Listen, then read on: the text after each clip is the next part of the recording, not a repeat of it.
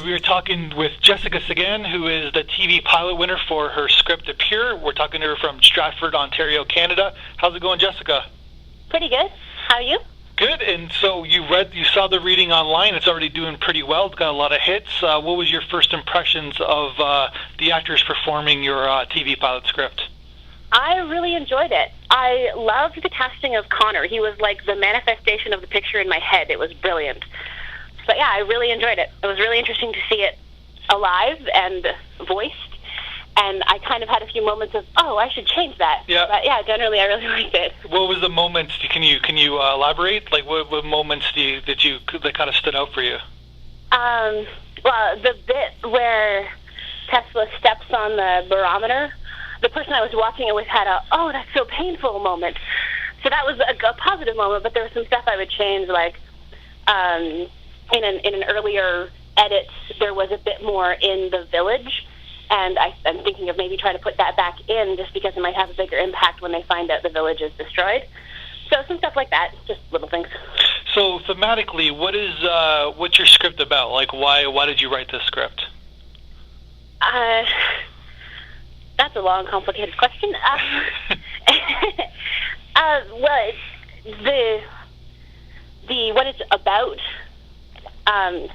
is the world has been, the Earth basically has rebelled against all of the terrible things we've done to it environmentally over the past however many decades, and that all happened before. But so the world is in a state of post-apocalypticness, and so the piece takes place after most of the rebuilding has happened, but they're still not quite up to where we are right now, which may or may not be a good thing. But they... sorry, I lost... No, what are you trying to say with this? Like, like, what are you trying to... Like, besides the plot, what are you trying to say with this script? Like, why did you write it? Like, is there like, a reason why you wrote it? Like... I guess I feel not so much concern that I will go out and protest and chain myself to trees kind of concern, but enough concern about what's happening environmentally that I wanted to make some kind of impact, have something to say about it. And the way that I have an impact and say stuff is through writing and theater and acting and film and that kind of thing. So I guess that's why. Does that answer the question? No problem. Do you think because it's obviously these post-apocalyptic kind of stories and movies, they're in right now. They've been in for a long time. Yeah. And people seem to be very attracted. They've been in since like back in the day, like in the 1800s with novels. But like, oh yeah. For sure. Do you think that they're like, why are people so attracted to this kind of like concept? I think that it feeds into a very real concern that we all have, because we hear all of this on the news and the radio and presumably television. So I think underneath we are all actually quite concerned that the world will end and who will survive, who will not. Like, I think it's interesting for people to see that next step, sort of the next evolutionary stage. And if you look at all of the post-apocalyptic things out there, most people won't survive to see it. But, you know, we always believe that we are the one who will, kind of thing. Of course, yeah. So I think that has part of a lot of interest for people. Well, and also it's just kind of cool in a scary sort of way. Yeah. But it's also like, because of the last time the world kind of like evolved and changed is when there was an asteroid hit. According to scientists, an asteroid hit the dinosaurs. Yeah. And basically, what they're saying now is that us humans are going to destroy the Earth. Like, we're like the highest of the food chain is good. Yeah. So there's not going to be an asteroid. It's going to be us we're like the serial killers. We're the ones who are going to destroy. We're doing well. Yeah, we're doing pretty well with that, aren't we? Yeah, for sure. But I wonder, like, isn't there, like, I always wonder with these feature movies, like, perhaps the world's going to get better. Perhaps we're going to figure it out. Perhaps we're going to evolve. Which is kind of what I'm going for. Like, with the characters, some of the characters having slightly superhuman, like, strength. Yeah. Which it'll come out later in future episodes that they're not naturally derived. They're inflicted by Enforce, the government agency. But they are sort of the next stage in evolution of you need an extra edge to survive in this extra dangerous world. Yeah. Sort of where I'm going with that. Cool. So you grew up without I was looking at your bio. You grew up without a television. How does someone in this day and age grow up without a television? It was a family choice. My parents, we got to the point where my brother would come home and just walk down in front of the television, and he started asking for meals in front of it, and my parents kind of went, we don't like this, so they took it away for a year. And at the end of the year, they gave us the option of whether or not we wanted it back. And my brothers and I said, no, we're good. And I was about 4 or 5 when that happened. I honestly don't remember ever having a television. But what about your friends, like when you went over to your friend's house or something? We didn't really watch TV much when I went over to friends' houses. We usually played or talked or, most in the neighborhood I grew up in, my dad had built us a giant play fort in the backyard, so all the kids pretty much came over to our house to use that. So it really wasn't a big part of me as a child, TV. I remember, for myself personally growing up, and I remember my next door neighbor, she was a few years younger, and the mom bet the daughter, she was about 5 or 6, that she couldn't watch television, so she gave her $1 a day, which is huge for them. And then she can last a year, but then if she couldn't last a year, the $1 would go away, but she would get $365.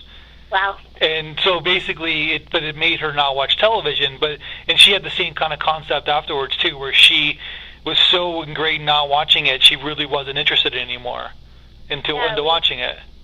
And even when friends had it on, I was usually bored because it wasn't so much stuff is serial that I didn't have the background. I wasn't interested in whatever they were watching because it just wasn't part of my day-to-day life. So the next question would be, how does someone like yourself write a TV pilot script? Good question. I ended up discovering television when I went to university. University was a whole new world for me. Sure. Which it is for most people. And my roommate brought a television in, so suddenly we had it, and it was what we sort of did at the end of the school day, was to wind down, was to watch something, and they would pick whatever program it was. But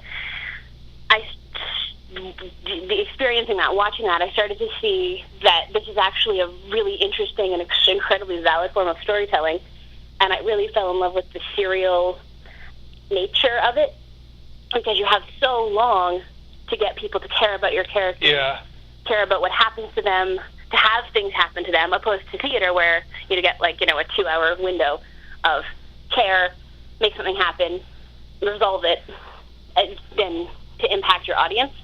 Yeah. Whereas you get so much more luxury with the episodic nature of TV. But it didn't hurt either that you kind of entered into the golden age of television as well. Like it was a good time. Like back in the 80s, say you were like a baby boomer kid or whatever. I don't think that would have been the greatest thing. Like because you'd be watching not to be down on those shows, but you'd be watching a lot worse shows than in the golden age. Where like what show jumped out? Like what show were you? What was the first show that kind of like? I don't want to say de-virginized, but like... Yeah. No, that's a good word. Yeah. My roommate was a little bit obsessed with CSI. I've watched a ridiculous amount of CSI. I don't even really like the show very much. Yeah. But that was probably the first one that I was consciously... It's a very structured show, so it's probably good for writers to like coming out of nowhere. Like it's like from a structural point of view, it definitely has a form. Yeah. And they do it. They basically do it every single episode. It's basically the same episode. Yep. They discover, you can probably clock it how many minutes in they're going to get to each stage of, kind of like House. I think that you can actually clock. Yeah. The moments that they. And Law and Order, like all those procedural kind of shows, I guess, right? Yeah, they're pretty formulaic. Was there anything else was there something that besides anything?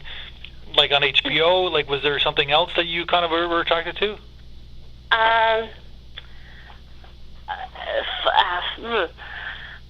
Flipping through channels one day, I came across Slings and Arrows. Yeah. You know Slings and Arrows? Sure. Yeah. And we'd watched one episode in high school. My teacher recorded it and brought it in when it first aired. And I just came across it one day and went, oh, right, I love this. and then they happened to air all the episodes. So that's something that jumped out at me. When I finished school and moved into a different apartment with different friends, I got introduced to the world of Joss Whedon through Buffy. Yeah. And they're like so brilliantly written. It's like you can watch some like training videos on how to effectively do stuff. So that jumped out at me. Yeah. Yeah. I was looking for. I had an inkling that the Whedon was going to come out of you. There was like a little bit of Whedon in your script of influence. Yeah, so. A friend told me that too, and I went, "Oh no, really? I have to fix that," because I didn't want to be like everyone. No, but you don't want to give away your. I don't want you to give away your age, but I'm assuming you're from that generation. Like, there's like certain generations that. You know what I mean? Like, I come from a kind of... If I had a TV growing up, I would have been exactly the right age. Yeah. I might have been a little young, but yeah. Yeah, I come from, like, the Tarantino generation, and it's like, they're ever since, like, Reservoir Dogs, like, everybody who basically was writing had that kind of flair to it, I guess, in a sense. And Whedon's kind of been that influence. So you're in Stratford right now. What are you doing in Stratford? I grew up here, but I also... Did you know Bieber growing up? So everybody has to ask you that. I didn't. Yeah, I know. Okay. Oh, God, everyone asked me that question. I worked at a girls' camp in Upper New York State for a couple of years, and my second summer, that was the first question I got asked. Of course, yeah. The only way I was from here. No, forget about the festival and all that theater stuff going on. That doesn't matter. It's all Bieber. The stuff to put us on the map. It's all about Bieber. Yeah. No, he is a little younger than me, and he went to a different high school. So no, I didn't know him. But he is, around. So what are you doing in Stratford? What am I doing in town? I work for, or I help run a theater festival that happens in May. It's sort of a fringe festival, but it's jury, so that makes it not officially a Canadian fringe festival. Okay. But yeah, it's a lot of work. It's a lot of fun, and this year we've quadrupled our size, so a lot of extra balls to be juggling. We're expanding into more venues, and that means more marketing and more technicians and more people generally. So this festival goes on during the other festival, like the... We happen on what's called the shoulder season, so there's a bit before the main Stratford Festival really gets going. Gotcha. And we happen just as they're going into previews. So why do they call it? I'm just curious. Why do they call it the shoulder season? I kind of like that term. Because it's on the edge of the full season, so like the shoulder of the road. So do you offer? I'm assuming you offer kind of different types of theater for besides the Stratford Festival. Yeah, it's much different. We don't tend to do too much classical stuff, although this year we're starting a little mini puppet festival. That's cool. As part of it. And we have Romeo and Juliet done with puppets, but it's called Rovero and Juliet, like with dogs, so it's very cute. But yeah, it tends to be independent people. This year we have a lot of one-person shows. We're branching out into site-specific, which is usually not in a theater, and the venue affects the piece, so we're doing that in a park here in town outside the gallery. So yeah, it's very different from what the Stratford Festival does. Do you see a big future of theater? Like, what's besides musicals and like classic? Do you see where do you see a new renaissance in theater? Like, we're talking about television. There's a new renaissance. Mm-hmm. Yeah. Do you see something like that with theater? A little bit. I think companies are definitely branching out into smaller casts, just for obvious reasons, cost and everything.